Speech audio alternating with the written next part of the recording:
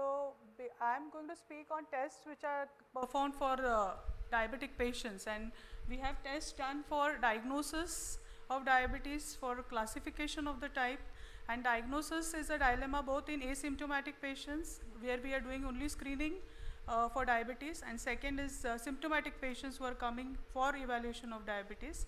Then to assess which type of diabetes is the reason, like most of the young diabetic patients are very keen on knowing whether they are suffering from insulin dependent or insulin non-dependent diabetes, and then the dilemma exists in that case.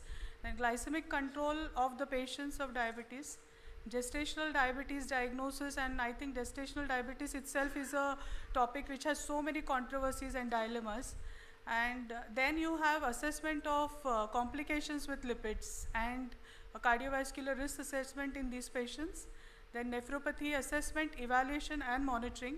Then as Dr. Phadke said that NASH is an upcoming complication with fatty liver, and it's also commonly seen with diabetic patients. It has to be evaluated. Then there are other tests, like we are doing thyroid functions and many more evaluations as an annual checkup for thyroid patient. And you have ideally got to have some annual checkup program for diabetic patients, so that you are going to see the patient comprehensively and evaluating him in total in terms of diabetic complication assessment, as well as whether the benefit of treatment is helping him get better and better day by day.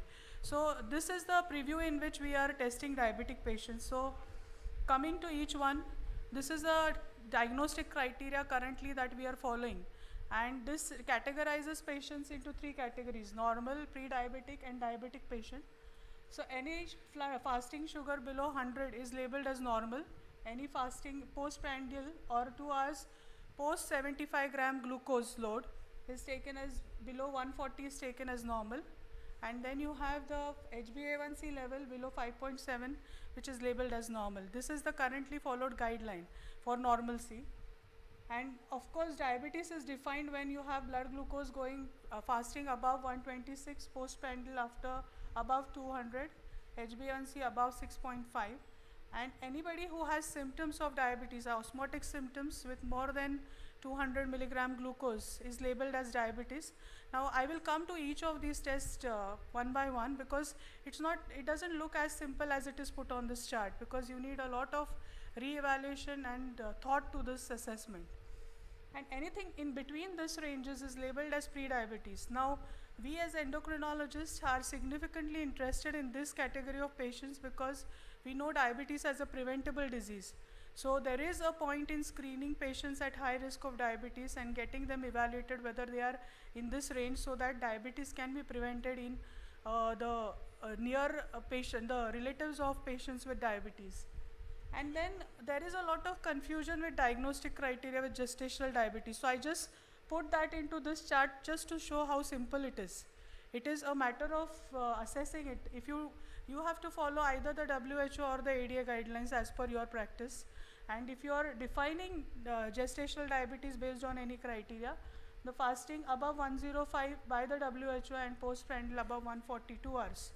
And by the ADA it's 92 and 153. So you have to decide what type of practice you are going to have. You're going to follow the WHO guidelines or the ADA guidelines, and then decide which one you're going to use for diagnosis. Normally as endocrinologists we usually follow the American guidelines, and we always err on the lower side. So it is always better to err on the lower side of sugars, so we usually go on the second criteria.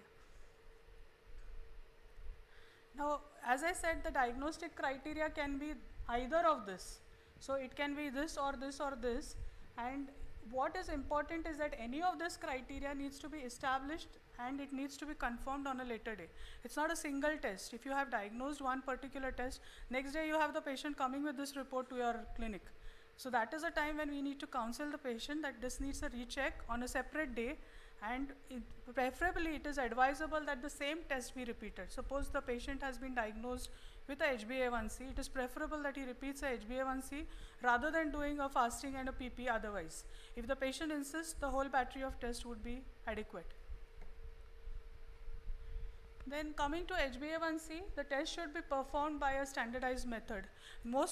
These days, most of the methods are standardized with the NGSP standards.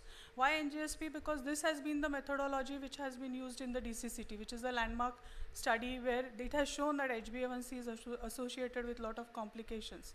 So it has to be seen that the method that you are using is standardized enough to let the diagnosis be authenticated. So if you have an unstandardized method, it is better not to diagnose the patient based on that HbA1c method, or rather it would be advisable that you get your method standardized or go into those methods. Now there are a lot of caveats to A1C diagnosis. Now it has been found that proficiency testing or quality control is not a mandation in terms of HbA1c testing, and therefore this has both advantages and disadvantages.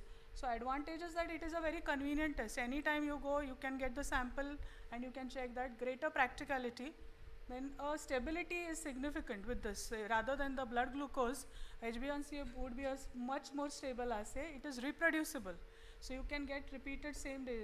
And it is not hampered by stress and illness, which is a very common happening in the diabetic subjects. What is the disadvantage is that the cost is a major issue. In a population like ours, where we are going to the interior seeing patients from the villages, it's a costly affair. There is limited availability of the testing. Most of the labs do not have this facility. There is also a very important point that there is an incomplete correlation between glucose and HbA1c. Most of the times you see that the blood glucose is diagnosing diabetes, but the HbA1c is normal, or vice versa. So it doesn't really correlate very significantly with that. There is a lot of variation. So you can have a 28% or rather 30% difference in the diagnosis based on HbA1c versus the blood glucose. So it has a very lower sensitivity at the cutoff of 6.5. If you take a cutoff of 5.5, maybe you are better able to diagnose diabetes in this patient. So the cutoff which is specified as a diagnostic criteria, the sensitivity is low, though it is highly specific. That is, you are able to pick up diabetes very well. Then situations are there when the tests are unreliable. So I will come to that, where you can get fallaciously high or low HbA1c value. Then coming to fasting. So fasting, there is a query about how many hours fasting. So it is ideally 8 hours overnight fasting. 8 to 12 hours is a permissible time. So that is the ideal time, because these are the methods which are developed based on these particular time limit criteria. You have no standardization for what happens after 13 hours fasting. So that is the thing which has to be remembered. Now about fasting plasma glucose, we need to remember that there is less than 100% concordance between fasting and 2-hour PPG. Now here there is a question of whether fasting will be high, postprandial will be high, both will be high. So the concordance between the two is less than 100%. It can't be that if your fasting is high and PP is high, that goes hand in hand, that is fine. But if you have either of the two going on the higher side, it may not be concordant. So patient needs to understand that you can have either of the ones high, because diabetes is a varied disorder. There are a lot of pathologies involved. So if you have mainly hepatic glucose output as a problem, you might get fasting hyperglycemia. If you're having mainly a postprandial regulation or insulin deficiency as a problem, you might get a postprandial hyperglycemia. And if you see the course of pathogenesis of diabetes, the earliest to rise is a postprandial. The later to rise is a fasting. And some way, this happens in about 90% of patients, but 10% you can get fasting hyperglycemia as the initial manifestation and not the postprandial. So this needs to be remembered when we are reporting, or rather as pathologists you need to be aware. And there is one more thing, that there is no perfect concordance between A1C and either glucose-based test. So it doesn't mean that you can get fasting PP high and a HbA1c high. You can have a difference in the values in that patient. Now there is a requirement of compliance to fasting. Most of the patients would consume tea or some non-caloric liquid. Now usually that is also said to hamper the glycemic stability. It has a high intra-individual variability. So one patient comes to you today with a fasting of 150. Tomorrow the patient may have 120 fasting, because there is a lot of intra-individual variability with the insulin secretion and hepatic glucose output production. So it is not that this report is wrong or the test was erroneous. It is likely that the patient has a variability which is in that fashion.